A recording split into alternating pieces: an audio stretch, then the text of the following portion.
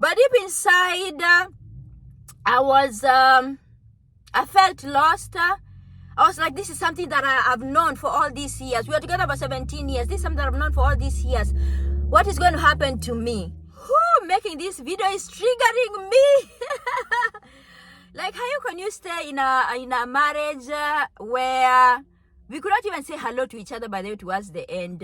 We were just passing each other like this in the house, like trains or cars. Even sometimes cars, they beep at each other. The situation took a toll even on my kids' mental health. Because even if sometimes we were not even shouting at each other, the kids realize, they notice the shift. They notice this is not the mother and father, happy mother and father that we used to know. Something has shifted. And now, talking to my kids almost 2 years later, they say, Mama, asking for divorce was the best thing that you ever did. At least we have 2 homes where we are happy. Hey guys, welcome to my channel. If you're new here, my name is Lizzie, a Kenyan YouTuber here in Italy. Storytime Sunday. And I'm going to make this video in the car because my son has a game. I just dropped him and I need to wait in the car for 1 hour. It's 9 and the game starts at 10. So I was like, while I'm waiting for the game to start, let me do a little bit of story time. And what I'm going to talk about today is the things that I regret when I was in the marriage, especially when it was ending. I regret to have stayed in a dead marriage for 2 good years. I was scared what is going to happen to me after the divorce. I was like, being that I work at my ex-husband's company, am I going to still keep that job? Like, fear made me to stay in a broken marriage. Our marriage started cracking in late 2019. But then you're like, oh, you know, it's normal for people not to get along in a marriage. But come 2020, COVID, whatever, things got worse. The communication was not there anymore. We could not stand each other. As in even just something small like this. Hey, things will be blown out of proportion. Like, you know, it's love that joins 2 people together. But when there's no love, you cannot even tolerate the other person.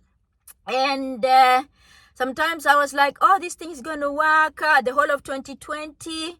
Things were getting worse and worse and worse. And I'm going to say there was no unfaithfulness. There was no domestic violence. Is that the love was gone? No, the love was gone. And what remained was just kuvumiliana. Just like they say, ndoni kuvumilia. I am mad at myself as to why I stayed in a broken marriage. In those 2 years, I could have worked on myself. In those 2 years, I could have been happy. In those 2 years, I could have lived my best life, as in loving myself, self-love and whatever. But fear will make you stay where you know there is no hope. Fear will make you not take steps because you're like, what is going to happen to me? And especially when it came to the job part, I was like, being that I work at their company, my ex-husband's family's company, I was like, what if I lose the job? That was even my worst fear, by the way. What if I lose the job? And you know, being economically independent, especially for a woman, is very, very important. Being economically independent gives you dignity. And then being in a foreign country without father, mother, brother, sister, uncle, grandmother, grandfather. I was like, what am I going to do if by any chance they let me go? Because now me and the son, we are not together anymore. I asked for divorce, but I'm the one who asked for divorce. When I was like 2 years in a marriage that is not working, I got myself a lawyer and I said enough is enough. Okay? And the first thing that I asked my lawyer is, am I going to still keep my job? My lawyer was like, yes. Separation, divorce, whatever, doesn't have nothing to do with work. Okay, so you're going to keep your job. And but even when people tell me, if it was me, if I was separated with a guy, I cannot work with him. Why should I leave Jobo just because I'm separated with a guy? What does that have to do with anything? And those people, by the way, who tell me that, I am very sure if they were in my shoes, they could have done the same thing. As long as I don't bother him. It has been almost 2 years. In January, it will be 2 years since we went different ways. I don't bother him. I am not in love with him. Even if I see him, even a friend of mine was like, hey, Liz, if you see him with another woman, maybe he brings another woman at the company, I'm very sure you'll be mad. I'm like, mad for what? Mad for what? Yeah, I would be mad if I was still in love with him. I am not in love with him. I am not in love with him. In fact, I wish him well. I hope he finds a good woman who will love my children. Yes, because there are some stepmothers who can't love the other woman's kids. So yes, fear is something very, very, very, very bad. It can make you stay in situations where you know really well that happiness lays on the other side of the door. And happiness does not mean that now you go look for another man. Like now, it's been almost 2 years. I don't have a man. I'm not looking for a man. I am not looking for a relationship because it will take a very special man hey, to be with me. Because having 2 children, I just don't want to be with anyone. Okay, I don't want to be just with any garagaria who don't have their shit together. I don't want someone who uses drugs. I don't want someone who drinks, who is an alcoholic. I don't want someone who will not love my children.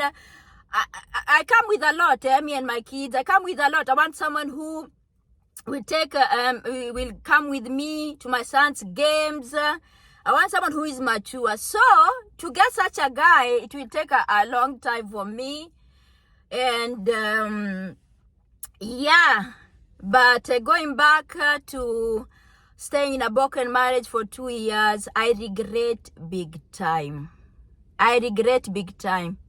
And fear is keeping people in situations where they know I am not happy here. Because that's towards the end of the marriage, I knew I was not happy.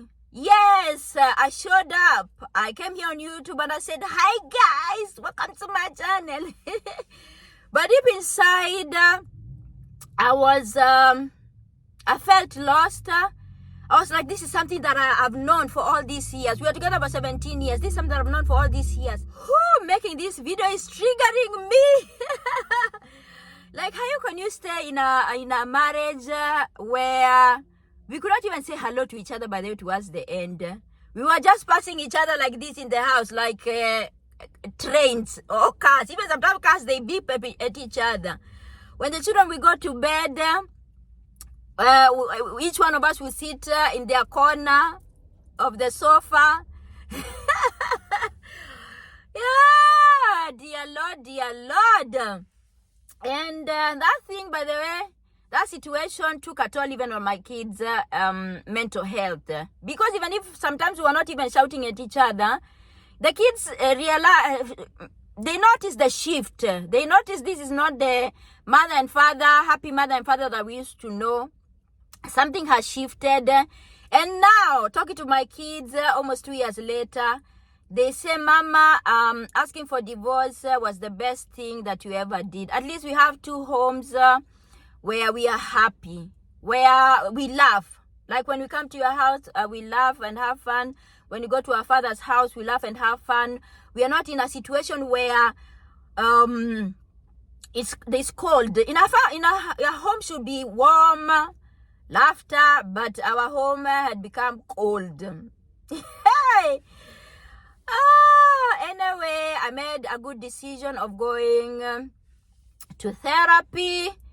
I did therapy for almost a year. It really helped me. The therapist gave me tools to navigate. In the beginning, when I was going to the therapist, I still had fear in me, like, what? And then my therapist was like, you are capable. It is fear that is making you think, how are you going to make it? How are you going to make it? And now, almost 2 years later, I thank God I made that decision to let go of a broken marriage. Yes, because it was not going anywhere. You know, when a marriage, you know, when you quarrel, when you don't get along, and there's love, there's hope that things are going to work out. But here there was no hope. It was 2 years of staying in a dead marriage. And I don't advise people to stay in a marriage where there's no love. No. Like my fear, like I said, was, hey, how am I going to support these children alone? But also having a job has really helped me. And you know, sometimes a woman would, when they are not financially stable, it's easy for them to look for a man who can support them. I've not eaten a man's coin. For almost 2 years, I've been paying bills. I've been living my best life, and yes, that's how things were.